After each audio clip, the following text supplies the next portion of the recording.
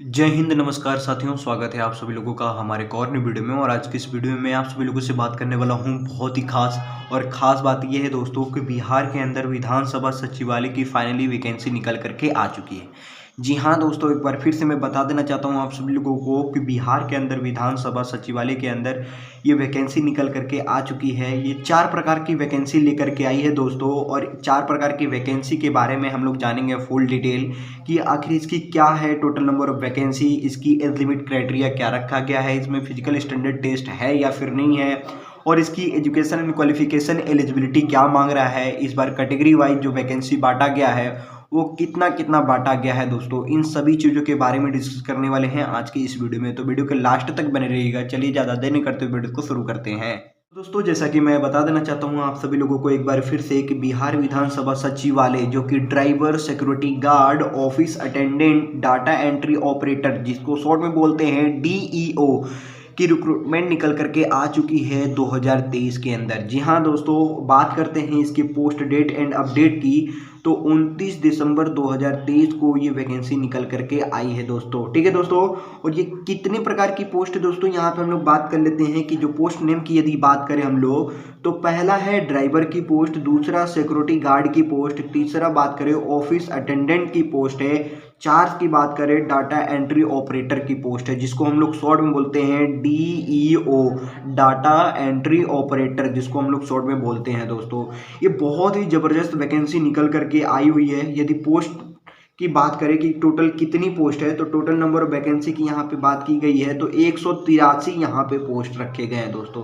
कितना है? 183 पोस्ट है दोस्तों। जितना खाली होगा उतना ही पोस्ट की वैकेंसी निकाली जाती है और उससे ज़्यादा कहाँ से निकाला जा सकता है वो मुझे भी नहीं पता। ठीक है दोस्तों, यदि आप इसके तहत काम करना चाहते हैं तो आप यदि इंटरेस्टेड हैं तो इसको अप्लाई ज़रूर से कीजिएगा क्योंकि ये वैकेंसी निकल करके आ चुकी है दोस्तों। बात कर लेते हैं इसके एज लिमिट क्राइटेरिया की, जिसकी मिनिमम एज रखा गया है 18 ईयर। जी हाँ दोस्तों, यदि आप 18 साल के हो चुके हैं तो आप इसके लिए एलिजिबल होंगे। और इसकी एजुकेशन एंड क्वालिफिकेशन की बात करेंगे दोस्तों, आप लोग जाइएगा नहीं क्योंकि ये इन्फॉर्मेशन बहुत ही खास इन्फॉर्मेशन रखा गया है आप लोगों के लिए दोस्तों। यदि आप वीडियोस को छोड़ करके चले जाएंगे तो कुछ चीज़ें समझ में आएगी, कुछ चीज़ें समझ में नहीं आएगी दोस्तों। ठीक है, तो यहाँ पे कुछ खास भी मैं रखा हूँ और खास मैं आप लोगों को बताने वाला हूँ। ठीक है दोस्तों, यहाँ पे नंबर 2 की बात करते हैं मैक्सिमम एज की। तो मैक्सिमम एज आपका रखा गया है 37 वर्ष। यदि आप 37 ईयर्स ओल्ड हो चुके हैं तो आप इसके लिए एलिजिबल हो जाएंगे। मतलब कि बोले तो ये मैक्सिमम एज है दोस्तों। ठीक है, इससे यदि आप ज़्यादा होते हैं तो क्या आप इसके लिए एलिजिबल हैं या फिर नहीं, तो वो आगे मैं बता देना चाहता हूँ आप सभी लोगों को के लिए कि देखिए नंबर 3 की बात करते हैं फॉर सिक्योरिटी गार्ड में। तो 18 टू 25 ईयर्स आपकी एज होनी चाहिए और जो आपका एज काउंट होगा 1 जनवरी 2024 तक आपका एज काउंट होगा दोस्तों। वहीं पे नंबर 4 की बात करते हैं for driver and office attendant DEO post के लिए। तो आपका 18 टू 37 ईयर्स चाहिए होता है। ठीक है दोस्तों, यदि आप इससे ज़्यादा हैं तो आप इसके लिए एलिजिबल हैं कि नहीं एलिजिबल हैं मैं आपको बताने वाला हूं। ठीक है दोस्तों, तो इसमें आपका एज जो काउंट होगा 1/8/2023 तक का एज आपका काउंट होगा दोस्तों। ठीक है, बात कर लेते हैं कि एज रिलैक्सेशन मिला है कि नहीं मिला है। तो यहाँ पे आप लोग देख सकते हैं age relaxation extra as per Bihar विधानसभा सचिवालय वॉरियर्स पोस्ट रिक्रूटमेंट 2023 रूल्स के मुताबिक आप लोगों को एज रिलैक्सेशन भी मिला हुआ है दोस्तों। ठीक है, बात करते हैं कि ओबीसी के लिए कितना मिलता है। तो ओबीसी के लिए कितना मिला है, तो ओबीसी के लिए मिला है आपका 3 साल का एज रिलैक्सेशन। कितना मिला है दोस्तों? 3 साल का एज रिलैक्सेशन मिला है। वहीं पे बात करते हैं एससी एंड एसटी वाले कैंडिडेट के लिए तो 5 साल का एज रिलैक्सेशन देखने को मिल जाएगा दोस्तों। ठीक है दोस्तों, यदि आपका उम्र ज़्यादा हो गया है तो इससे अनुमान लगा करके आप देख सकते हैं अपने आप को कि आप एलिजिबल हैं कि नहीं हैं। बात करते हैं यहाँ पे post name, total post and eligibility की कि आखिर इसकी एलिजिबिलिटी क्राइटेरिया क्या रखा गया है। तो जैसा कि मैं बता देना चाहता हूँ आप सभी लोगों के लिए कि सिक्योरिटी गार्ड का जो पोस्ट है दोस्तों वो 80 पोस्ट है।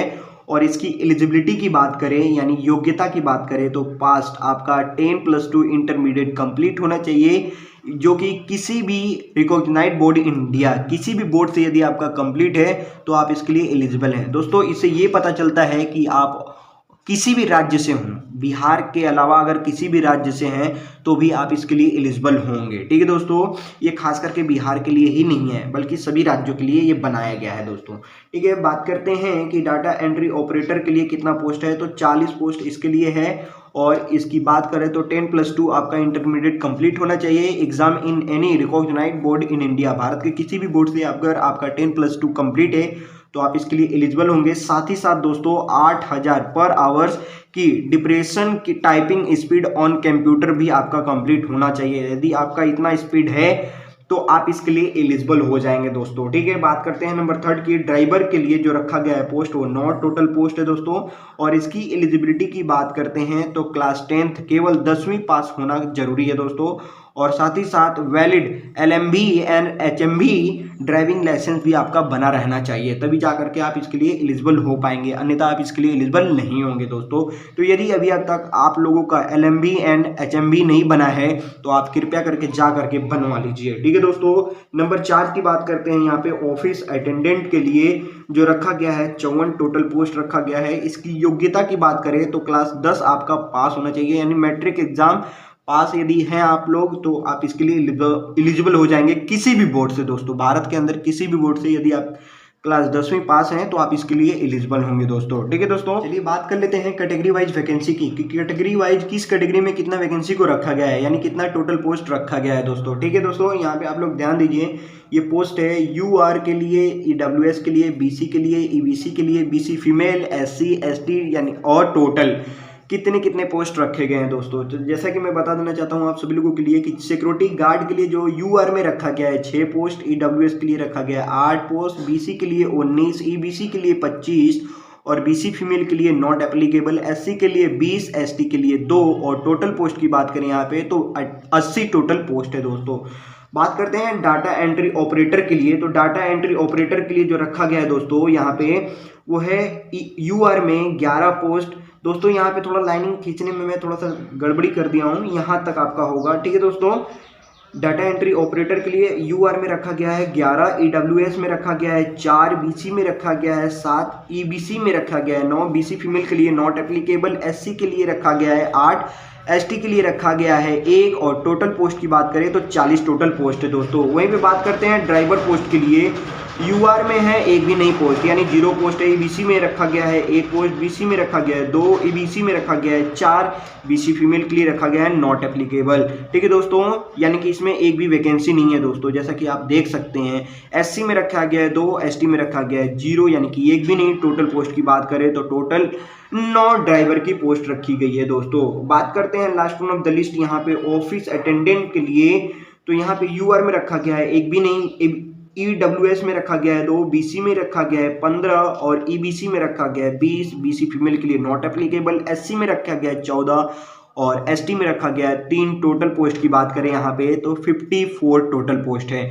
इन सबको जोड़ देंगे तो 183 पोस्ट है दोस्तों। टोटल पोस्ट यहाँ पे 183 निकल करके आया हुआ है दोस्तों। यहाँ पे बात कर लेते हैं कुछ इंपॉर्टेंट डेट्स के बारे में कि इंपॉर्टेंट डेट्स इसके कौन कौन से हैं, तो मैं बता देना चाहता हूँ। नंबर 1 में अप्लाई स्टार्ट डेट जो आपका होगा 1 जनवरी 2024 से अप्लाई होना शुरू हो चुका है दोस्तों। ठीक है दोस्तों, नंबर 2 की बात करते हैं अप्लाई लास्ट डेट की, तो 21/1/2024 इसका लास्ट डेट है। बात करते हैं 3rd की, पे द एग्जामिनेशन फीस आपका 23/1/2024 तक इसका लास्ट डेट है। बात करते हैं नंबर 4 एग्जाम डेट की, तो एग्जाम डेट आपका अभी एज पर शेड्यूल है, इसका कोई डेट अनाउंसमेंट अभी तक नहीं हुआ है और जैसी डेट इसका अनाउंसमेंट होता है मैं इसके ऊपर भी आप सभी लोगों के लिए एक छोटा सा इन्फॉर्मेशन दे दूंगा दोस्तों। ठीक है दोस्तों, यहाँ पे बात करते हैं नंबर 5 की एडमिट कार्ड के लिए, तो बिफोर एग्जाम आपका एडमिट कार्ड आ जाता है, जैसा कि मैं आप लोगों को पहले भी बताया हूँ कि 3-4 दिन पहले एडमिट कार्ड निकल करके आ जाता है आप सभी लोगों का। ठीक है दोस्तों, अब बात करते हैं इसके फाइनल एग्जाम फीस की कि किसमें टोटल कितने फीस रखे गए हैं दोस्तों। तो नंबर 1 में देख सकते हैं फॉर सिक्योरिटी गार्ड पोस्ट के लिए general, OBC, EWS and other state के लिए भी 675 रुपये रखे गए हैं दोस्तों। कितना रखा गया है? 675 रुपये। वहीं पे बात करते हैं SC एंड ST वाले कैंडिडेट के लिए 180 रुपये रखे गए हैं। नंबर 2 की बात करते हैं for the driver office attendant post के लिए तो जनरल ओबीसी ईडब्ल्यूएस में रखा गया है 400 रुपये और SC ST के लिए रखा गया है केवल 100 रुपये। नंबर 3 की बात करते हैं for data entry operator post के लिए दोस्तों, तो जनरल ओबीसी ईडब्ल्यूएस के लिए रखा गया है 600 रुपये, SC ST के लिए रखा गया है 150 रुपये दोस्तों। ठीक है दोस्तों, अब यहाँ पे बात करते हैं कि जो ये फीस है वो किन किन माध्यम से हम पे कर सकते हैं। तो देख सकते हैं पे the examination fees through debit card के थ्रू कर सकते हैं, क्रेडिट कार्ड के थ्रू भी कर सकते हैं, नेट बैंकिंग के थ्रू कर सकते हैं, ई चलान के थ्रू भी कर सकते हैं दोस्तों। ठीक है, और इसके करने के बाद आप लोगों का जब एग्ज़ाम होगा तो एग्ज़ाम के बाद जब आपका पोस्टिंग होगा दोस्तों, तो पोस्टिंग करने के बाद आप लोगों के माइंड में एक सवाल जरूर आएगा कि आखिर कितना सैलरी होता है दोस्तों। तो मैं आप लोगों को यहाँ पे बता देना चाहता हूँ, पोस्ट वाइज की सिक्योरिटी गार्ड की जो पोस्ट होती है दोस्तों, उसमें 21,700 रुपये से लेकर के 69,100 रुपये तक इसकी सैलरी होती है। वहीं पे बात करते हैं नंबर 2 की डाटा एंट्री ऑपरेटर की, तो 25,500 रुपये से लेकर के 81,100 रुपये तक इसकी सैलरी होती है दोस्तों। ठीक है दोस्तों, नंबर 3 की बात करते हैं ड्राइवर के लिए, तो 19,900 रुपये से लेकर के 63,200 रुपये तक इसकी सैलरी होती है दोस्तों। वहीं पे बात करते हैं 4 की ऑफिस अटेंडेंट्स के लिए 18,000 से लेकर के 56,900 रुपये तक इसकी सैलरी होती है दोस्तों। आई होप ये छोटा सा इन्फॉर्मेशन आप लोगों को पसंद आया होगा। यदि इसमें भी अगर आप लोगों को किसी भी प्रकार का डाउट होगा तो आप मुझे कमेंट सेक्शन में कमेंट करके जरूर बताइएगा, मैं उस कमेंट का रिप्लाई जरूर करूंगा। आई होप ये वीडियो आप लोगों को पसंद आया होगा। पसंद आए तो लाइक कर देना, चैनल पे नए तो चैनल को सब्सक्राइब कर देना। मिलते हैं ऐसे जबरदस्त अपॉर्चुनिटी, वैकेंसी एंड सिलेबस के साथ, तब तक के लिए जय हिंद, वंदे मातरम।